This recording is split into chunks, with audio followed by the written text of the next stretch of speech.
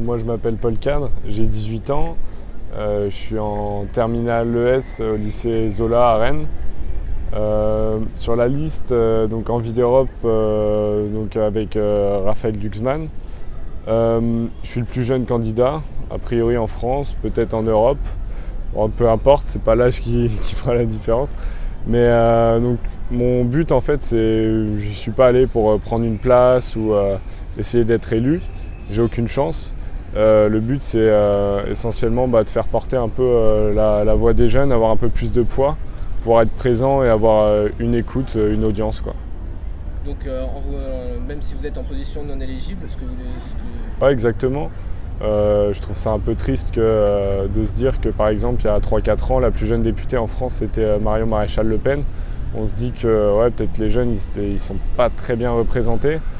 En politique c'est pareil, finalement peu importe les partis, il y a peut-être quelques partis un peu plus progressistes qui essayent de le faire. Pareil avec la place des femmes, mais on est souvent considéré comme une minorité alors qu'on ne l'est pas.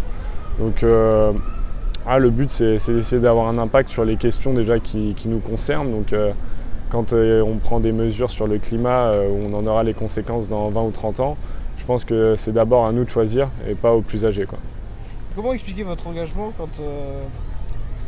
Mon engagement, donc déjà pour les européennes et pas pour d'autres élections, les européennes, pour moi c'est la meilleure échelle un peu de gouvernance, c'est le meilleur moyen de faire changer les choses. C'est-à-dire qu'un siège à la mairie, au municipal, ça ne m'intéresse pas de faire de la politique localement, ça a un impact certes, mais je pense pas qu'il est aussi important, quoi. On pourra tous couper l'eau en se brossant les dents, ça ne changera pas la face du globe. Par contre, si on met tous des contraintes aux GAFAM, aux grandes entreprises, qu'on met des taxes sur le kérosène, sur ci ou ça, là on aura un vrai impact, par exemple sur le climat ou même sur l'économie, ce sera la même chose à grande échelle. Ensuite, pourquoi moi je me suis engagé en tant que jeune? Parce que je pense qu'il était temps. Je sympathisais à des idées politiques de gauche, socialistes, écologistes, mais j'ai eu envie de m'investir.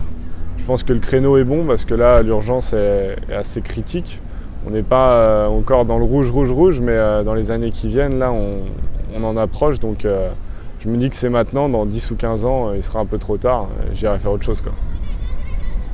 Et justement, la liste Place Publique elle est actuellement en difficulté, enfin Envie d'Europe est en difficulté, parfois elle est donnée à 4,5. Non, je pense pas. Même j'en suis persuadé, on fera plus de 5%. Il n'y a pas de raison qu'on fasse moins de 5%. Alors les sondages, ils varient, ils disent 4,5, mais bon, il y a 3 semaines, ils disaient 7, là ils disent 6, donc peut-être que demain ils diront 8 ou 9. À ce rythme-là, ça peut être ça. Et puis même quand j'en parle autour de moi, il y a 3 semaines, Place Publique, Envie d'Europe, l'alliance avec le PS, Nouvelle Donne, les gens ils connaissaient pas ou c'était de loin. Et là, en tout cas, je trouve qu'il y a eu une prise de conscience. À gauche, on commence à rentrer dans le paysage politique et on va pouvoir, je pense, dans les 2 dernières semaines, gagner encore quelques points et pourquoi pas approcher les 10 ou les dépasser, quoi. vous êtes confiant sur les chances de la liste Ouais, je fais confiance, je suis obligé en même temps. Si on n'y croit pas, si on est les premiers à pas y croire, forcément on va pas y arriver. Mais ouais, il n'y a pas de raison d'avoir peur. Après, on n'a pas grand-chose à perdre non plus, c'est ce qu'il faut se dire. On a fait une alliance, on a essayé de mettre tout en place pour que ça marche. Il y a des gens qui ont refusé. Il y a des gens comme le PS, ça a fonctionné. Donc c'est des gens qui ont une bonne base d'électeurs. Puis il y a le côté nouveau, avec Place Publique, Nouvelle Donne. Donc je pense que c'est un mix qui peut plaire. Maintenant, il faut rentrer dans les médias et montrer qu'on est peut-être différent des autres et qu'il faut qu'on vaut peut-être plus la peine d'être élu pour ces européennes le 26, quoi. Il y a quand même un ensemble global de jeunesse, il y a, comment il s'appelle, Bellamy, il a 30. Le jeunisme, je sais pas, c'est pas l'âge qui fait les compétences. Moi, je suis pour qu'il y ait des gens de 18 ans comme des gens de 65 ans sur les listes. Après, ouais, il y a le côté très marketé. Je pense que c'est bien d'avoir une tête de liste qui a moins de 40 ans. En ce moment, ça montre un renouveau, même si on plante les mêmes idées depuis 15 ans, c'est super. Après, ouais, le jeunisme, ils essayent de l'entretenir pour peut-être ouvrir leur public. Je pense à droite, on regarde les jeunes républicains, les jeunes avec Macron. C'est quelque chose qu'ils essayent de construire avec les jeunes et ça marche avec certains. Dans mettons dans l'hypothèse où vous seriez élu, mettons dans l'hypothèse où vous seriez élu, où la liste ferait un score incroyable. Si je fais 120%. Quoi. C'est exactement ça. Qu'est-ce que vous pensez pouvoir apporter au Parlement européen, si vous y avez déjà réfléchi? Bah, apporter, je suis quelqu'un d'assez déterminé, donc je pense que le compromis sur les questions humaines, économiques, sociales, je suis le genre de personne qui ne lâcherait pas. Ensuite, au-delà de ma personne, je pense sur l'ensemble de la liste, qu'est-ce qu'on peut apporter? On a tous cette détermination, je pense, envie d'Europe, même j'en suis sûr, on est tous dans cette ligne-là. Et on peut, je pense qu'on a la rigueur, même si on n'est peut-être pas des professionnels de la politique comme certains, on a la rigueur pour faire ce genre de tâches. Voilà, on sait que le Parlement européen, c'est beaucoup de votes, c'est beaucoup de lois, c'est beaucoup de choses. Mais il faut... voilà, Glucksmann, je pense que c'est quelqu'un, même si ce n'est pas un professionnel, lui, il est préparé à ça, il est déterminé. Il ne fera pas de compromis sur les questions humaines, humanistes. Donc on est tous dans cette ligne-là. Et comment ils ont réagi, justement, vos professeurs, vos camarades quand ils ont appris que vous étiez candidat? Ils le savent depuis quelques jours, tous les profs même. Les élèves, il y en a certains qui le savaient depuis plus longtemps quand même.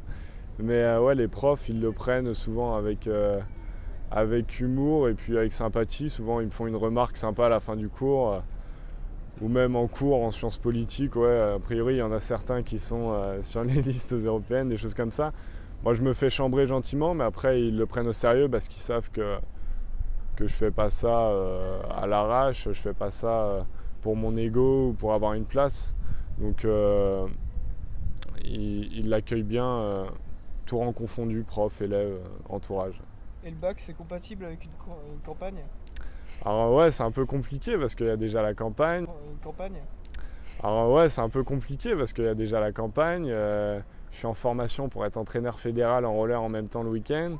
J'ai une vidéo à filmer à Barcelone au pont de l'Ascension.